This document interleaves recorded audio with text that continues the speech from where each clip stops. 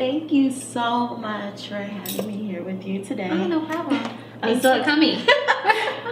I'm really excited just to kick off my new FNPhenomenal Woman series. And you get to be my inaugural guest. Thank you. Thank you. I'm very excited. Very excited about your series. Thank you. So I really wanted to highlight you first because of your launch with ProperGirl. I am obsessed with ProperGirl. I absolutely love it. I think that the mission of ProperGirl is so critical to women nowadays and just really empowering people the right way, doing things the Christian way, and I absolutely love it. Thank you. And so one of the things about my new FNPhenomenal series is that I'm really highlighting women who are fearless, powerful, and who embody the frugal and phenomenal core values. And Thank you so much. Thank you. and just women who are pursuing their dreams, living their authentic selves, or giving back and really committed to making the world a better place. So I think that you and ProperGirl do just that. So I really just wanted to take this time to have you just let everyone know what ProperGirl is all about so they know exactly how amazing it is. Well, you know, ProperGirl is something that has just been in my heart for so many years to do. It is a site, well, it's actually a lifestyle brand, and ProperGirl.com is a site that serves as a resource for women. You know, I call it Girl Talk with Purpose. Mm-hmm. You know, we are such complete individuals. We're so multidimensional, and I wanted to create a brand that really spoke to the entire woman. So whether it's on faith, family, business, finances, beauty, health, everything. And it's sort of a one-stop shop to that. We have so many negative female influences in media today. So ProperGirl sort of provides that different perspective to say, no, you can be classy and articulate and beautiful and financially savvy, and it's okay. And not only is it okay, but it's definitely the thing to be. And so there you have ProperGirl. And I love it, and I think that it meshes so well with the frugal and phenomenal principles. Yes. Because one of the things that was on my heart when I founded Frugal and Phenomenal was just seeing so many people try and conform to society's standards. Like even when you look at magazine covers, they're so airbrushed, and they make women think about this ideal of perfection, especially women of color. Yes. Just highlighted in ways that are just so unbecoming of being a woman. And when you see people who are looking to conform to that, looking at some of these people as being idols, it's so disturbing. It is. It is disturbing. And the way this melds so well with finances is when you're living a life that's not authentic to yourself, you end up spending a lot of money that you really shouldn't have. That you don't have. In the first place. And what people don't know is a lot of celebrities, they get paid to wear those designer brands. So here we are trying to use our money to go buy brands that these celebrities that we idolize get for free. Exactly. And we wonder why everybody's in debt. And you're just caught in a churn. You can't really live your passion when you're broke. No, you cannot. It's hard to live in freedom when you're financially strapped, that's for sure. That is for sure. It's like slavery or something. It's like you're putting yourself in bondage, but it's your choice. Yeah. For image. For image. Exactly. Yeah. I read a quote recently that said people are more interested with looking rich than being rich. And it's definitely it. People are more interested in looking the part. And, you know, I just made a post a couple of days ago that spoke to that, the whole fake it till you make it mantra, and how I just don't believe in it. I believe that you're either comfortable with your journey and the season that you're in, or you're not. And attempting to, you know, dress yourself in whatever to fit in has a lot to do with where you are spiritually, where you are emotionally, where your maturity level is. It says a lot about you not being comfortable with where you are in your journey. And I'd rather have it and not look like I have it than look like I have it and not have it. Yes. So. And the funny thing is that you mentioned the whole fake it till you make it, because the introduction to one of my audio CDs, I actually talk about faking it till you make it. And I'm like, so you fake it till you make it. Next thing you know, you're $15,000 to $20,000 in credit card debt. You never make it. You never make it. So you're just a faker. Yes. Indefinitely. Indefinitely. Yeah. And it's so funny, like when you look at some of the people around you, And you see these people who have these images that they're just trying to maintain. Sure. And you know that they live at home with their mom. Mm-hmm. They really don't have a car. They're borrowing other people's cars. It's just like, be yourself. Like, don't use the money to pop bottles and impress other people. Just save it. Just save it. And you know, it's funny. I saw a 3 Generations of Buffett on CNN with Piers Morgan recently. Mm-hmm. And Warren Buffett is there, arguably the richest man in America. I know him and Bill Gates slip from number 1 and number 2 every now and again. And he's talking about how frugal he is. And Piers asked for everyone to pull out their cell phone. And he still had a flip phone. And his son and his grandson were on the show with him. And they spoke about how frugal he is. And his son gave the story about when he was 16 years old and he wanted a car. And it was $5,000. So the son goes on to say, you know, back then $5,000 was a lot of money. And I found it interesting because Warren Buffett then replied, $5,000 is still a lot of money. Exactly. And here it is, one of the richest men in America saying that $5,000 is a lot of money. He's very frugal. He runs his businesses very lean. And we should be looking at frugality in the eyes of looking at Warren Buffett. You have a very impressive background in the banking industry. And I know you mentioned before about ProperGirl was something that was on your heart. What inspired you to really just go after your dreams? Because you could have just stayed comfortable, being very successful in the banking industry. What just gave you that extra drive to just go do it? You know, it's just something that God put on my heart. And when you're walking in vision and you're moving in purpose and you're submitted, it's hard to stay stagnant. Like there's something in you that just keeps pushing you to put it out. When I talk to young women or when I would speak places and women were so in bondage for various reasons, perhaps it was relationship issues or perhaps it's financial issues or perhaps it's I'm stuck in my vision and I just don't know where to go, or, you know, or Nina, I heard you preach and I came there and I had been battling suicidal things. Those are drivers. They help you to hurry up and to get the vision out there. Women especially find it difficult to find other women that will speak to where they are. Transparency and authenticity is hard to come by these days. It just is. You know, people just aren't quick to open up. And unfortunately, we live in a day and time that people are more competitive than they are, nurturing. Or there's not this camaraderie between women the way that it used to be. And so my inspiration came from, just God putting that on my heart. And it came from seeing and experiencing women and seeing where they hurt and really wanting to help them where they were.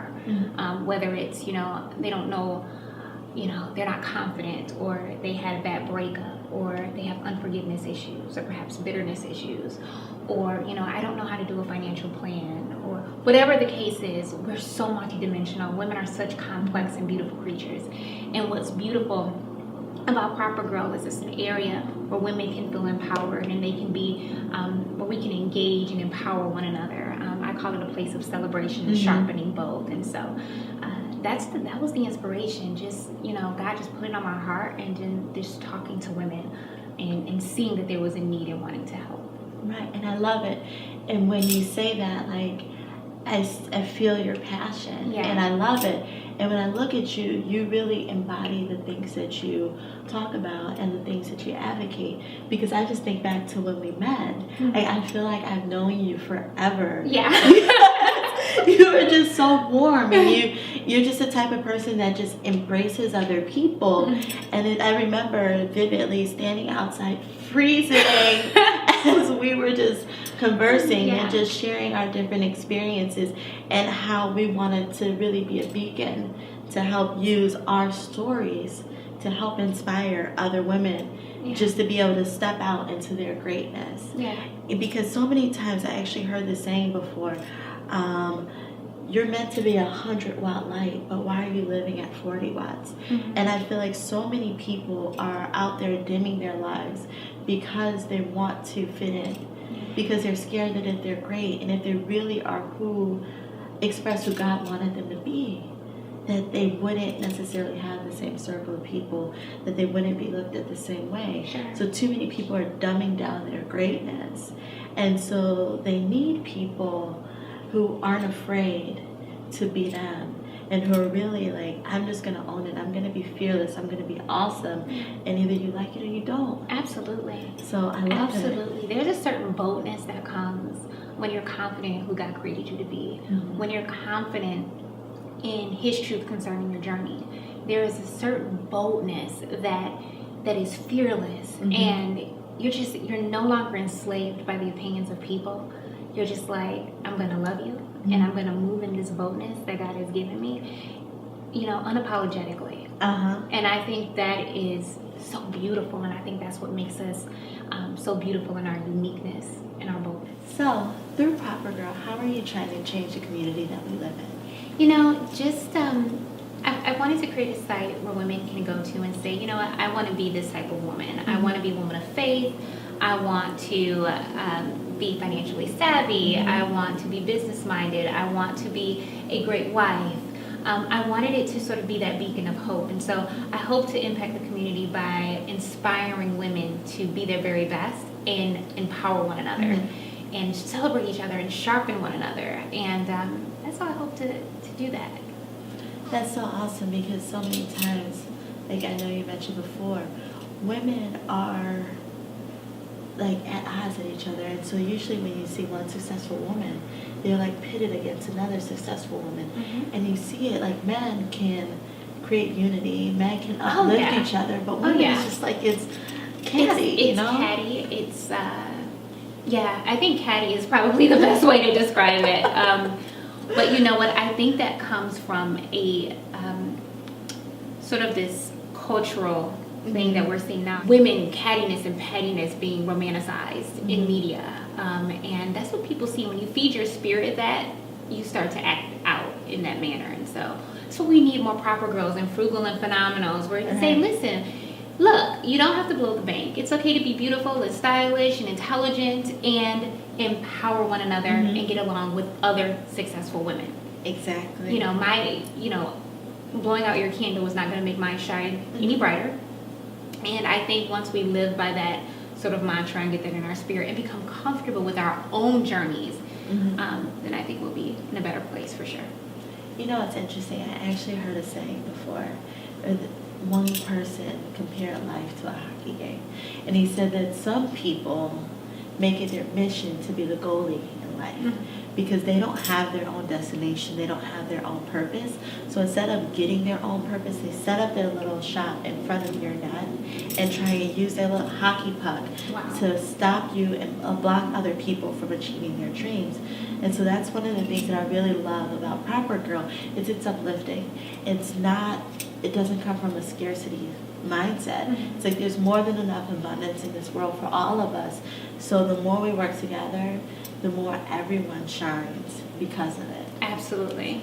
Absolutely. Yeah, we try to embody that principle, and that's why partnerships are so important. Partnerships like Frugal and Phenomenal, partnerships like other lifestyle bloggers, so important to see beautiful women come together and say, you know what, I celebrate you, I love you, and teach me what it is that you have to, have to teach me. I'm willing to learn, and I'm willing to celebrate you in that journey. And I think that's a pretty good thing. Yeah, it's an awesome thing. We definitely need more of it. And so you just mentioned style. So how do you embody frugality? Oh, I love sales. I do. I do not believe in blowing the bank. I never have. People who know me know that I do not blow the wad on clothing. I believe in buying quality, but I don't believe in blowing the bank to get it. So a few of the things that I do is I'm an online shopper. I use the website is called ShopStyle. ShopStyle, okay. ShopStyle.com, and you can actually shop by whatever it is you're looking for, so I'm not distracted. So if I want a leather pencil skirt, I can type in leather pencil skirt. I can type in my price points, and I can type in 50% off, 60% off, 70% off. Like, you can either select by the sale. Ooh. And so it is phenomenal. What it does is, and it's frugal. And it can be frugal because it can be expensive too.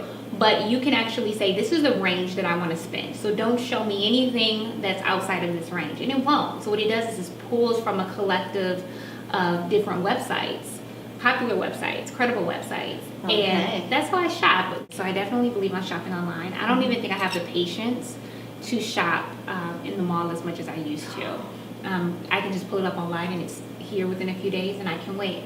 That's one thing that I like to do. You're going to teach me how to shop vintage. Yes. I love it. So I'm excited about that. But yeah, I'm a big online shopper. I believe in bargains. And don't wait till the last minute to buy something, because you're going to buy out of desperation. Instead of just build up your wardrobe, one step at a time, and you'll always have something to wear instead of paying top dollar because you need this dress on this day. You mentioned one of my favorite things to do when I shop, and it's to shop with a purpose. Yes. And also to be patient and to not seek instant gratification. Yes. Because that is one thing that I know that I had to overcome. Like, I would go to the store just because I saw it, I had to have it. Mm-hmm. But then once I decided, okay, no, if you see this, you have to wait 3 days. Then that really helped me filter through the stuff that I really wanted, the stuff that really would add to my wardrobe, and the stuff that I had to have versus me just seeing it and just pouncing on it. Yes. It also stops you from being trendy. Like, I'm not trendy. Mm-hmm. I don't usually, if it's cute, it's cute. Like, I don't buy because it's in trend. I buy because I like it. I like very simple things and just very chic things. And not being trendy saves you money. It does. Because it's almost, if you're trendy, then whatever's in the latest Lucky or the latest Vogue, you feel like you have to have it. Mm-hmm. And I don't. And then, too, it makes you an individual. You don't look like you're trying to keep up with something, and you're like following the crowd. That way, when you're not trendy, you step out and you're like, no, this is me, for real. Exactly. And then you get stuff that's classic. Yes. And that you can always wear. And you look classic. Mm-hmm. You look well put together. And I think that's, women should always strive to look well put together. You don't have to be the trendiest, and you don't have to be, just out there as far as being fashion forward, but be well put together. And your look should transcend, whether it's socioeconomic statuses or your demographic. Like, you should be able to walk into a room and everyone gets the same perception. Mm-hmm. And that is a well put together woman. That is a beautiful woman. She's intelligent. There should be something about you, something very regal and elegant. And you should always keep that in mind. Exactly. And then in that case, like, I always like to say, your worth is not dependent on your worth. Exactly. And so when you define yourself by the designer labels that you wear and the price points that you wear, you're really stocking who you are on things outside of you and outside of your authenticity, outside of your purpose, and you seek validation from material things. Sure. And that's one thing that with Frugal and Phenomenal is just, it's a no-no. Like, your validation should come within you. And just the contributions that you make to the world. And so I think that really, like you said, being well put together and not seeking to be trendy, it allows you to step into your own authenticity. Absolutely. Absolutely. And people receive it. Mm-hmm. There's a certain group of people that receive trends, but everyone receives class. And it's a beautiful thing. And you walk into a room and you're respected. Not necessarily for what you have on, but you're well put together, you're well spoken, you feel good. Mm-hmm. It has to work from the inside out. Like, you can have on the greatest clothes in the world, and you can have major heart issues, major character flaws, and people will feel that, and it doesn't cover up anything. So I think it's good. I think Frugal and Phenomenal does a phenomenal job at really coaching women pertaining to their finances and their style and everything frugal and everything phenomenal. I love it. I love it. So when you think of frugal, how does frugality weave throughout your entire life? My husband and I are both in finance, and so it's easier because we have that outlook on life. We believe in budgets. We believe, every time money, hits the account, we believe in purposing that money, having a purpose for that money, whether it's in reserves, whether it's to invest, whether it's to pay, our expenses. We believe in budgeting. We believe in giving. We believe in setting aside money to give. Those are principles that you cannot shake us. And we do not believe in just blowing the wad on frivolous things. We don't believe in frivolous spending. We believe in stewardship. We believe that, you know, God has given us, you know, stewardship over these finances, and we want to do our best with them. We don't want to, you know, be bad stewards and be wasteful. And, you know, that's how frugality just leads our lives, is that, you know, we try to stay true to our belief system and stay true to ourselves and not get caught up in what people say we should have, and just be smart. We think about legacy a lot too. Okay. We plan to have children one day, and we don't want to say, babe, remember when we had a bunch of this and we wasted it all, and our kids are looking like, you know, there's nothing for us, but we have a closet full of stuff, you know. So we think a lot about legacy, and we take that into consideration too. We think about the next generation and our children's children, for sure. I love that. I love that you said giving, because one of the big core values in my life, and which I weave through Frugal and Phenomenal, is the act of giving. Because one of the things that I noticed is that when I gave more and when I trusted God with the money that I had, I became even more blessed. Like, so much more came into my life. Like, maybe not in terms of not just money, but in terms of friendship, in terms of people, just in terms of peace and joy, and a lot of things that money can't buy. I found that when I gave more came to me, whether it be in money, relationships, people. I just felt like when I put it out there, I trusted God, it just came back to me. And so giving is just, you know, it's just really important. Giving with the right intent too. Not giving so that you can get something back, but just giving because I sent you to do. And it really comes down to understanding grace and understanding how good God is to us and how awesome He is, and the ultimate sacrifice that Jesus made for us. And it makes you just so appreciative of everything that you have, and so it makes you want to give. And the benefit of that giving, not the motivation behind that giving, but surely the benefit behind that giving is that, yes, you find that you do receive, and you do, you know, other things are opened up to you. The problem comes when we give just to get.